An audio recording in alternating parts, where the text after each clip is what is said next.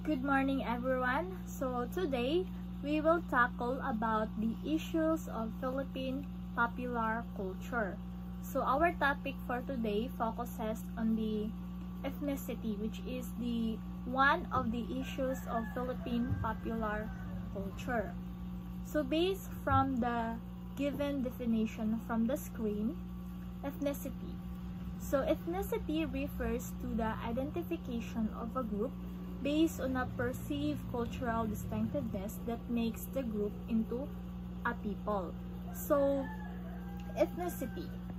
We all know that ethnicity, it refers to a person's cultural identity from their traditions, languages, history, or geographic origin.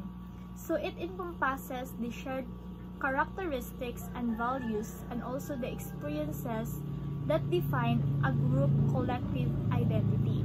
So ethnicity, in short, ethnicity mauni siya ang katong shared tradition wherein persons shared languages or even the history, the geographic origin, kung asa sila gikan or what place sila na belong. So like for example, when we say ethnicity, for example sa ethnicities is a Chinese. So a Chinese people, we all know, ma-identify nato if Chinese people siya or Chinese citizen siya if that people is from China, Taiwan, or Chinese diaspora communities. So another example is the Korean. So if the individual is from North or South Korea or the Korean diaspora communities, we all know that usa siya ka Korean. Kay nagikan man siya sa North or South Korea based sa iyahang culture na gina-perform, based sa iyahang belief. So we can identify the people or the individual if asa siya na belong based sa iyahang cultural identity. Then another example is the Arab. So Arab people. So we can identify if usa siya ka Arab if that people is from the Middle Eastern countries or such as Egypt, Lebanon, or mga Arab countries such as Saudi Arabia. So maka-identify dayon ta if that person is from the Arab based sa iyahang cultural identity and traditions as well as the languages na iyahang gina-speak. So that is ethnicity. So this distinctiveness is believed to be expressed in language, music, values, art, styles, literature, family life, religion, ritual, food, naming, public life, and lastly, the material culture. So, ang kanilang ethnicity, we can express this through language. So, katong giingon ako ganiha, based sa ilahang ginatabi na language is ma-identify nato if asa siya na group na belong or sa iyahang asa siya na geographical origin na belong. So we can express through language. Kaya for example, usa ka tourist nagstorya siya og Korean language. So ma-identify nato siya, kani siya is from Korea ni siya. Kay based ang language na iyang gitabi. So, maka-identify da yung tano.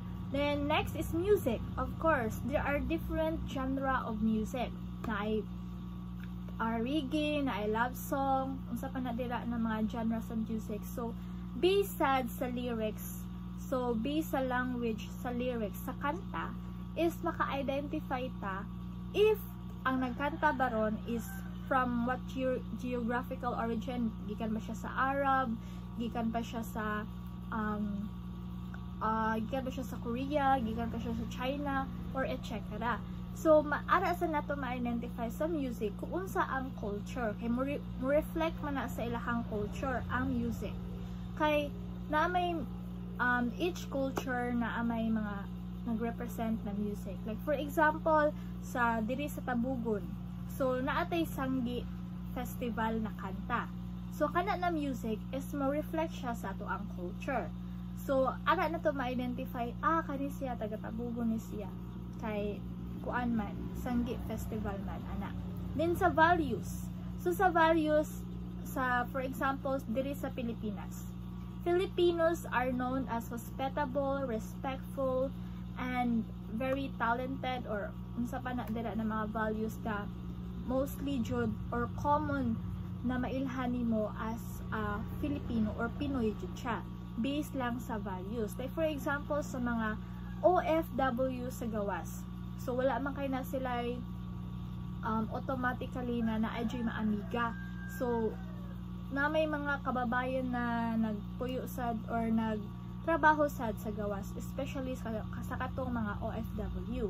So mailhan dayon na sa mga Pinoy based lang sa value na ginapakita sa katong ilahang katabi, na moala din sila, Pinoy kan mo. So based lang sa value. So ara na to ma-identify kung unsa ang iyahang culture or asa siya na belong na grupo. It's either from China ba ron siya, from Korea, from Philippines, from Italy, from Arab countries, or etc.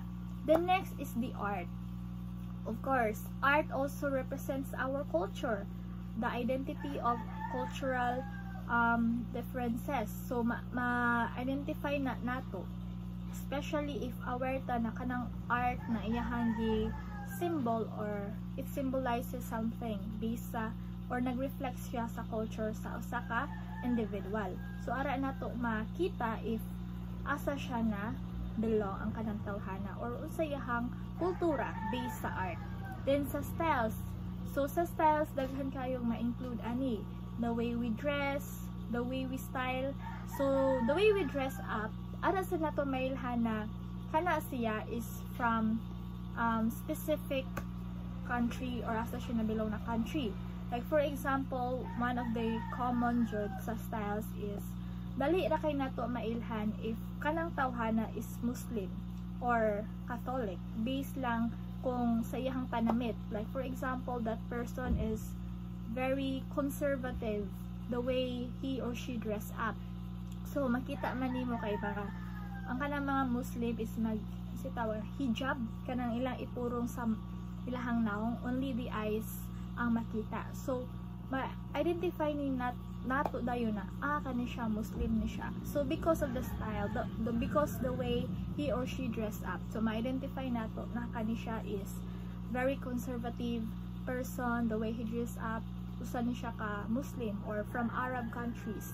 Then kani siya is very liberated. So unsa man tay mga tao na kanang liberated kayo. So ara nato ma-identify kung asa siya na group or sa iyang kultura or asa siya na lugar na belong, asa siya nagtuyo.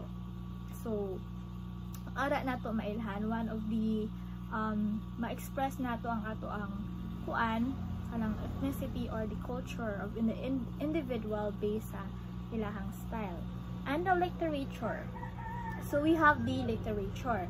So sa literature, for example, ani ang work of novels ni Dr. Jose Rizal. So katong yang duha ka novels, No Limitang Here og El Filibusterismo. So sa literature based lang sa novels is makita nato na kani siya is Pinoy or based lang sa kanang experiences, sa culture, sa languages na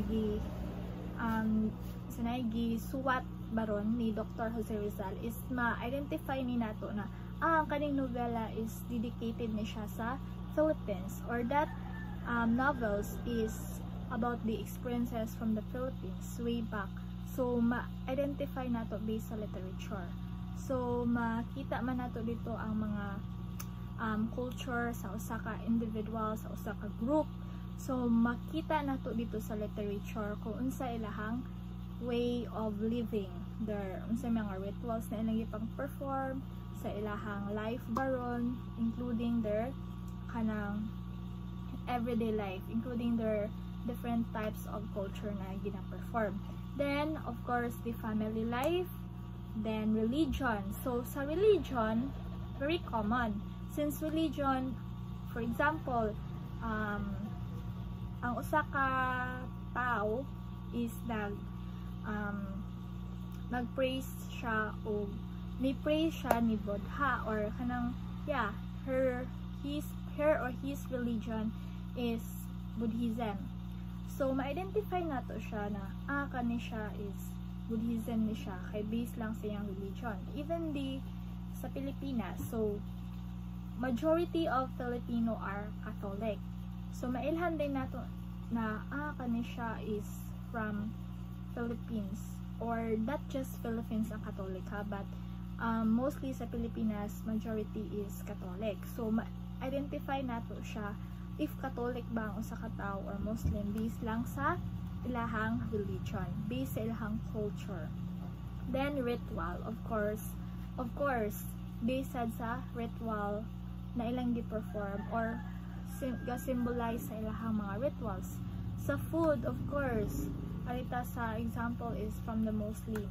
So Muslim is known jud siya na hindi siya mukaon og baboy. So mailhan sa nato na Muslim na siya kay base lang sa iyahang belief. Then naming, of course, sa naming based sa languages na gigamit sa pangan is makuan jud nimo kung asa siya na origin or asa siya na group. Then public life, and lastly the material culture. So sa ethnicity is, di ba, nag-focus siya sa cultural identity sa usa ka grupo, while on the other hand race is focusing more on physical and biogenic characteristics of a population or the individual. So race refers primarily to physical characteristics such as your skin color, your facial features, and your biological traits. It is often socially constructed and influenced by historical, cultural, and societal factors. So like for example, sa racial categories wherein naatay African American or the Black American. So these are the individuals of African descent. So naay murag races na nahitaboan na.